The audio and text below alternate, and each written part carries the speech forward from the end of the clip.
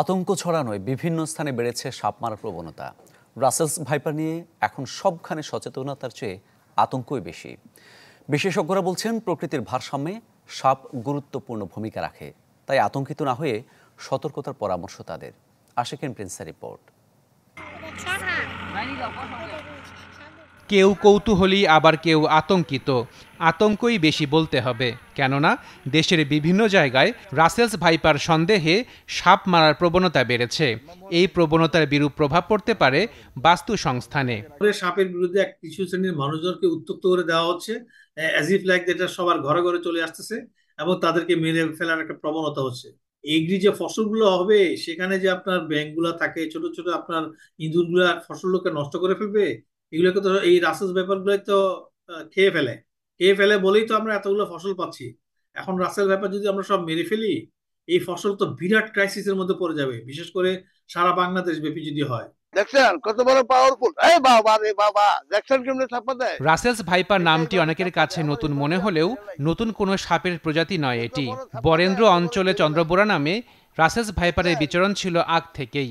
সম্প্রতি চন্দ্রবোরা বিচরণ ক্ষেত্র বিস্তৃত হয়ে নতুন ২৭টি জেলায় দেখা মিলেছে। একমাত্র ওয়ালটন এসি দিচ্ছে ১ বছরের রিপ্লেসমেন্ট গ্যারান্টি এবং কম্প্রেসরের ১০ বছরের গ্যারান্টি। বিভিন্ন গবেষণার তথ্য অনুযায়ী দেশে বছরে অন্তত ৭,৫০০ মানুষের মৃত্যু হয় সাপের ছোবলে। এসব মৃত্যুতে রাসেলস ভাইপারের ভূমিকা কতটুকু রয়েছে তার সুনির্দিষ্ট কোনো তথ্য নেই। তবে গেল ১১ বছরে রাসেলস ভাইপারের দংশনে রাজশাহী মেডিকেল কলেজ হাসপাতালে ৬৯ জনের মৃত্যুর তথ্য আছে স্বাস্থ্য অধিদপ্তরের কাছে। সমগ্র দেশের রাসেলস ব্যাপারের কতটা অস্তিত্ব এবং কতটা বাইট, কতটা মৃত্যু, এই ধরনের তথ্য কিন্তু আমাদের কাছে নেই। কারণটা হচ্ছে স্নেক বাইটের এই যে বিভিন্ন শ্রেণীভেদে যেসব বাইটগুলো হচ্ছে, মৃত্যুগুলো হচ্ছে, এগুলো আলাদাভাবে আমাদের MIS অথবা ডিরেক্টর জেনারেল হেলথ সার্ভিসে আসে না। রিপোর্টিং সিস্টেমের ব্যাপারে দুর্বলতা আছে, এটাকে আমরা চিন্তা করছি কিভাবে ইমপ্রুভমেন্ট করা যায়। কিন্তু যে বেশিরভাগ তথ্যগুলো আসছে আপনার রাজশাহী থেকে। রাজশাহী মেডিকেল কলেজ হাসপাতালে ২০১৩ সাল থেকে এখন পর্যন্ত প্রতি বছরের তথ্য কিন্তু আছে, কয়টা রাসেলস ভাইপার পেট ওখানে গেল, কয়টা পেশেন্ট ভালো হয়ে ডিসচার্জ হয়ে গেছে, কয়টা মৃত্যু ছিল। তো সর্বমোট এই সময়ের মধ্যে কিন্তু সর্বমোট ওরা ২৩৫টা কেসের মতো ওরা রিপোর্ট করেছে, যার মধ্যে ১৬৬টা মানুষ সম্পূর্ণ ভালো হয়ে ফেরত চলে গেছে।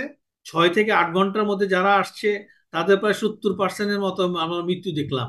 তার মানে দেরি করে আসা এবং দেরি করে অ্যান্টিভেনম প্রয়োগ করলেও অনেক ক্ষেত্রে রোগীগুলোর লাভ হচ্ছে না, বিশেষ করে রাসেলস ভাইপারের ক্ষেত্রে, যেখানে তীব্র রক্তক্ষরণ, কিডনির একেবারে সমস্যা, কিডনি বৈকল্য হয়ে যাওয়া, মাল্টি অর্গান ফেইলিওর হয়ে যাওয়া, এই ধরনের অনেকগুলো সমস্যা যখন হয়ে যায় তখন অ্যান্টিভেনম ১টা ২টা ৩টা ৪টা ইভেনকি ৫টা ডোজ দেওয়ার পরে আমরা দেখেছি রোগীগুলো মারা গিয়েছে। সাপে কাটা বিষয়ে গবেষণার তথ্য, বাংলাদেশে ৬১% মানুষ সাপে কাটার পর প্রথমে যায় ওঝার কাছে, এতে বাড়ে মৃত্যু ঝুঁকি। মূল্যবান সময় কিন্তু এই ৬১% লোক ওঝাদের কাছে গিয়ে নষ্ট করে ফেলে। এখন এখানে মুশকিল হলো যে আমাদের দেশে প্রায় ১০০-র উপরে প্রজাতির সাপ রয়েছে এবং ৩০ থেকে ৩২ প্রজাতির সাপ হলো বিষধর। তাদের ভেতরে ১৫-১৬ প্রজাতির সাপ হলো সামুদ্রিক সাপ, যারা সমুদ্রের নিচে থাকে, সো তাদের সাথে আমাদের দেখাই হয় না। তো বাকি ১২ থেকে ১৫ প্রজাতির সাপ রয়েছে বিষাক্ত, তাদের সাথেই মানুষের ইন্টারাকশন হয় এবং বাইট হয়। তাহলে বোঝাই যাচ্ছে যে ১০০টা বাইট হলে আপনার ১২ থেকে ১৫টা বাইট হবে বিষধর, বাকি ৮৫টা বাইটই কিন্তু বিষহীন। তাহলে ওঝার কাছে ১০০ জনের ৮৫ জনই কিন্তু ওঝা ভালো করে ফেলছে। এর জন্যই তার কিন্তু এত মনে হচ্ছে যে তার সাকসেস এত ভালো। বাকি যে ১০-১২টা সে ভালো করতে পারছে না, যেটা রিয়েলি ভেনোমাস বাইট, সেটা সে বলছে বিভিন্ন কারণ দেখাচ্ছে, দেরিতে আসছেন, এই হয়েছে সেই হয়েছে। এই প্রজাতির সাপের বিচরণ ক্ষেত্র বিস্তৃত হবার ইঙ্গিত দিচ্ছেন বিশেষজ্ঞরা। প্রতি বছরে ১০০ কিলোমিটার ভ্রমণ করতে পারে। কাজেই আমাদের বাংলাদেশ তো ছোট দেশ, কাজে ২০১৩ সাল থেকে এটা স্বাভাবিক প্রক্রিয়ায় এবং স্বাভাবিক প্রজনন ক্ষমতা যেরকম, তাতে করে এটার সংখ্যা বাড়াটাই স্বাভাবিক। এবং একইভাবে সাপ তো আবার এটা একটা প্রাকৃতিক ব্যালেন্স, ইকোলজিক্যাল ব্যালেন্স রাখার জন্য অন্যান্য প্রাণীদের সাথে সাপের একটা সামঞ্জস্য, ভারসাম্য থাকে। এখানে হয়তোবা যে এরকম ভারসাম্যটা হয়তো কোনো কারণে নষ্ট হয়ে গেছে।